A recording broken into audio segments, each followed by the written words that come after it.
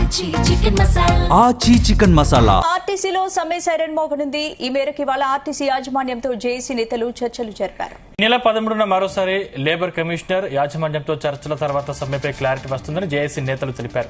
ఇప్పటికైనా ప్రభుత్వం యాజమాన్యం తమ సమస్యలపై సానుకూలంగా స్పందించాలని కోరారు.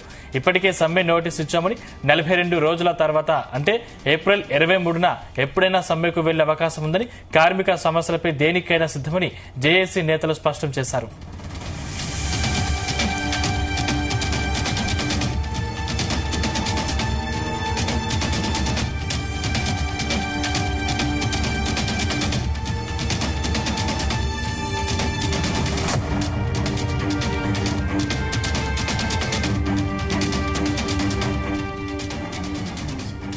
ఆర్టీసీలో సమ్మె సైరన్ మోగనుంది. ఈ మేరకు ఇవాళ ఆర్టీసీ యాజమాన్యంతో జేఏసీ నేతలు చర్చలు జరిపారు. ఈ నెల 13న మరోసారి లేబర్ కమిషనర్ యాజమాన్యంతో చర్చల తర్వాత సమ్మెపై క్లారిటీ వస్తుందని జేఏసీ నేతలు తెలిపారు. ఇప్పటికైనా ప్రభుత్వం యాజమాన్యం తమ సమస్యలపై సానుకూలంగా స్పందించాలని కోరారు. ఇప్పటికే సమ్మె నోటీసు ఇచ్చామని 42 రోజుల తర్వాత అంటే ఏప్రిల్ 23న ఎప్పుడైనా సమ్మెకు వెళ్లే అవకాశం ఉందని, కార్మిక సమస్యలపై దేనికైనా సిద్దమని జేఏసీ నేతలు స్పష్టం చేశారు.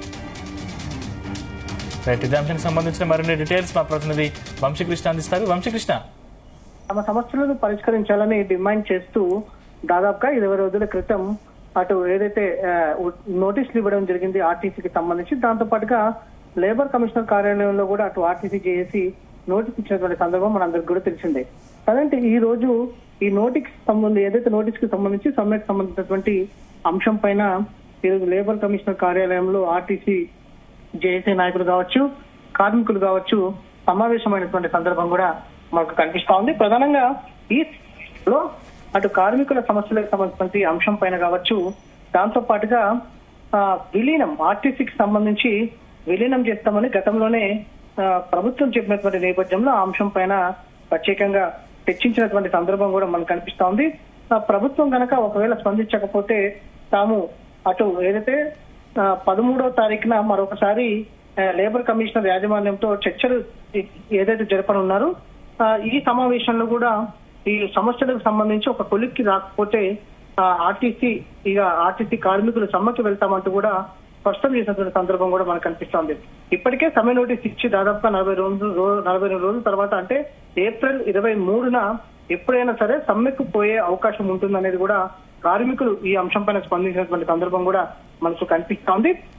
దాదాపుగా అంటే ఈ నెల 23వ తేదీ లోపల ఆర్టీసీ కార్మికులకు సంబంధించినటువంటి సమస్యల పైన ప్రభుత్వం ముందడుగు వేయకపోతే కార్మికులకు సంబంధించినటువంటి ఏదైతే ఆర్టీసీని ప్రభుత్వంలో విలీనం చేస్తా అన్నటువంటి నేపథ్యంలో ఈ అంశాన్ని కూడా పరిష్కరించకపోతే తాము సమ్మెలోకి వెళ్తామంటూ కూడా ప్రభుత్వాన్ని హెచ్చరించినటువంటి సందర్భం కూడా మనకు కనిపిస్తోంది.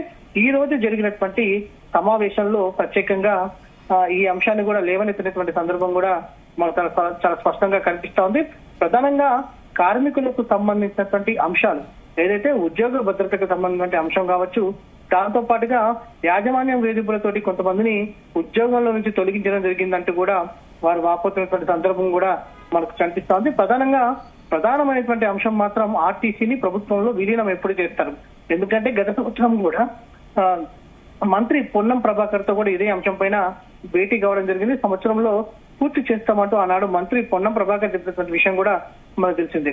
కానీ రాష్ట్ర ప్రభుత్వం ఇప్పటి వరకు కూడా ఈ అంశం పైన క్లారిటీ ఇవ్వకపోవడంతో కూడా తాము సమ్మెకు వెళ్తాము, ఖచ్చితంగా 13వ తారీఖున జరిగేటటువంటి చర్చలతోనైనా సరే ప్రభుత్వం ఈ సమస్యను పరిష్కరించాలని, లేకపోతే తాము సమ్మెకు వెళ్తామంటూ కూడా ఆర్టీసీ కార్మికులు ఆర్టీసీ జేఏసీ హెచ్చరిస్తున్నటువంటి సందర్భం కూడా మనకు చాలా స్పష్టంగా కనిపిస్తుంది.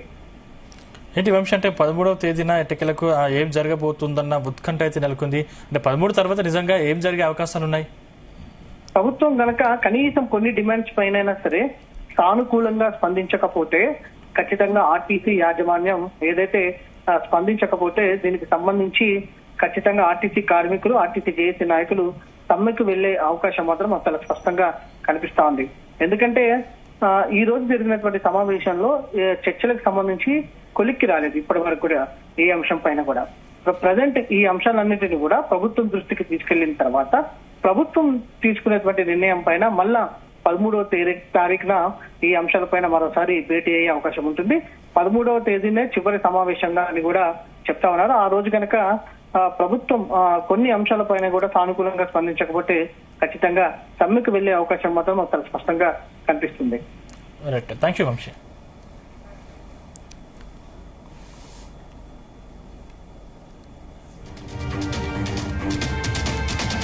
ఆర్టీసీ 6 సంఘాలుగా సమ్మె నోటీసు ఇవ్వడం జరిగింది.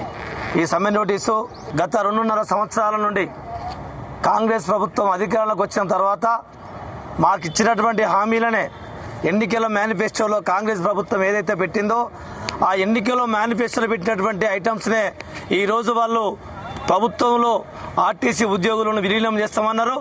ఆ విలీనాన్ని చేయమని అడుగుతున్నాం. ఈరోజు ఆర్టీసీలో కార్మిక సంఘాలను అనుమతిస్తాం, గుర్తింపు సంఘం ఎన్నికలు పెడతామన్నారు. అదే మేము చేయమంటున్నాం. ఈరోజు 2021-25 2 వేతన సవరణలు చేస్తామని పెట్టారు. మేము కూడా గదే చేయమని అడుగుతున్నాం. అదేవిధంగా ఆర్టీసీని విస్తరిస్తామన్నారు. ఆర్టీసీని అభివృద్ధి దిశగా తీసుకెళ్తా అన్నారు. కాబట్టి ఆర్టీసీని విస్తరించండి, కానీ ఆర్టీసీని నిర్వీర్యం చేద్దామని చెప్పేసి దాంట్లో భాగంగా మీరు పెట్టినటువంటి ప్రైవేట్ ఎలక్ట్రిక్ బస్సులను వాటి వలన ఆర్టీసీ మొత్తం నిర్వీర్యం అయిపోయి ప్రైవేటు గుత్తేదారులకు వెళ్ళిపోతుంది. కాబట్టి ఆ ప్రైవేట్ ఎలక్ట్రిక్ బస్సుల బదులు ఆర్టీసీ సంస్థనే, ప్రభుత్వమే ఆర్టీసీ సంస్థకు ఆ బస్సులను కొనుగోలు చేయాల్సిందిగా మేము జేఏసీగా డిమాండ్ చేస్తా ఉన్నాం. మరి ఈరోజు లేబర్ కమిషనర్ గారి పిలుపు మేరకు ఈ యాజమాన్య కార్మిక సంఘం ఏదైతే సమ్మె నోటీస్ ఇచ్చారో ఆ చర్చలకు పిలవడం జరిగింది. ఆ చర్చలో భాగంగా ఈరోజు లేబర్ కమిషనర్ దగ్గర రావడం జరిగింది. మరి 13వ మార్చిన ఏదైతే సమ్మె నోటీస్ ఇచ్చడం జరిగిందో మరి యాజమాన్యం కానీ ప్రభుత్వం కానీ ఇంత కూడా ఉలుకు పలుకు లేకుండా నిమ్మకు నీరెత్తినట్లుగా వ్యవహరిస్తూ ఉన్నారు. మరి 38,000 కార్మికుల సమస్యలు పట్టవా అనేటువంటిది కూడా ఈరోజు ఈ జేఏసీ పక్షాన నేను ప్రశ్నిస్తూ ఉన్నా. దయచేసి చాలామంది కార్మికులు ఇబ్బందికి గురవుతూ ఉన్నారు. మరి వర్క్ లోడ్ పెరిగిపోతూ ఉన్నది, ఉద్యోగ భద్రత లేకుండా పోతూ ఉన్నది. మరి ఎలక్ట్రిక్ బస్సుల పేరు మీద ఏదైతే వేరే జిల్లాలకు బదిలీ చేయడం జరుగుతూ ఉన్నది. మరి ఆర్థికమైన పరిస్థితులు ఉన్నాయి. మరి వీటన్నిటినీ మరి పరిష్కరించాలి. మరి ముఖ్యంగా కాంగ్రెస్ మేనిఫెస్టోలో పెట్టిన అంశం ఏదైతే ఉన్నాయో ఆర్టీసీని ప్రభుత్వంలో విలీనం చేయాలనేటువంటిది కూడా ఈ జేఏసీ పక్షాన డిమాండ్ చేస్తా ఉన్నాం. ఏదైతే కాంగ్రెస్ ప్రభుత్వం ఇచ్చిన హామీలని 3 సంవత్సరాలు ఓపిక పట్టి మరి మా ఓపిక నశించింది.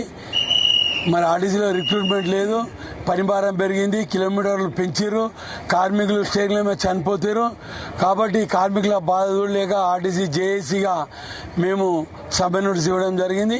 ఇప్పటికైనా మా సమస్యలు పరిష్కారం చేస్తే మేము సమ్మెకు పోము. ఒకవేళ సమస్యలు పరిష్కారం పోతే సమ్మె చేయడానికి ఆర్టీసీ జేఏసీ సిద్ధంగా ఉందని మీ ద్వారా తెలియదు.